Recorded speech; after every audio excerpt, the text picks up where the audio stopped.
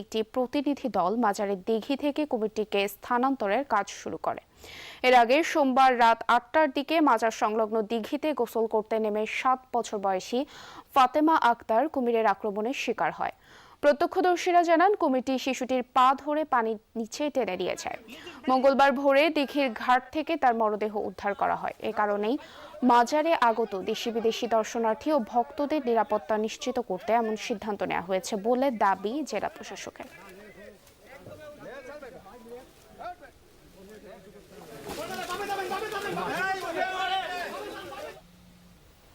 দর্শক, এ বিষয়ে আরো জানাতে যুক্ত হচ্ছেন সহকর্মী ইয়ামিন আলী। ইয়ামিন, দিঘি থেকে তো কুমিরটিকে দিয়ে যাওয়া হচ্ছে, কতক্ষণ নাগাদ পৌঁছাতে পারে প্রজনন কেন্দ্রে? কি খবর আছে আপনার কাছে?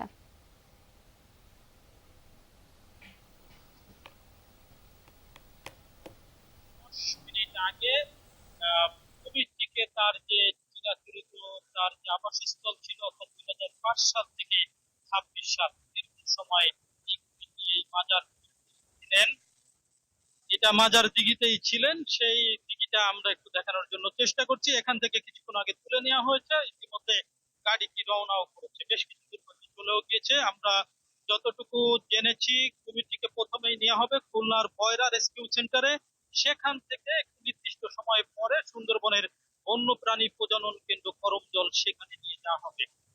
আমরা এখানে যারা এসেছিলেন তাদের সাথে কথা বলেছি বন্যপ্রাণী টিমের সঙ্গে, তারা যেটা জানিয়েছেন যে রেস্কিউ সেন্টারে নিতে হবে, যে তার প্রাথমিক কিছু পরীক্ষা নিরীক্ষা আছে, তারা সেটি করার পরে সেখান থেকে করমজলের যে বন্যপ্রাণী প্রজনন কেন্দ্র আছে সেখানে নিয়ে যাবে। এখানে বন্যপ্রাণী প্রজনন কেন্দ্রের একটি প্রতিনিধি দল ছিলেন, উচ্চ ক্ষমতা সম্পন্ন প্রতিনিধি দল খুলনার থেকে এসেছিলেন। এছাড়া এখানে ছিলেন জেলা প্রশাসনের পক্ষে ছিলেন উপজেলা নির্বাহী কর্মকর্তা মির্জা আতিয়া খাতুন। এখানে তারা কুমিরটিকে খুব সুকৌশলে অল্প সময়ের ভিতরে তারা তুলে নিয়ে গেছেন এবং তারা যেটি আশা করছেন যে একটি নির্দিষ্ট সময়ের ভিতরে এখানে যে নিরাপত্তা বলয় তৈরি করা হবে সেই নিরাপত্তা বলয় তৈরি করার পরে আবার কুমিরটি এখানে ফিরে আসবে বলে প্রাথমিকভাবে তারা জানিয়েছেন। এটি এখন দেখার অপেক্ষা যে আসলে কতক্ষণ পরে বা কত সময়ের ভিতরে সেই নিরাপত্তা বলয়টি তৈরি করা হবে দিঘির ঘাটে, অর্থাৎ পর্যটকদের নিরাপত্তা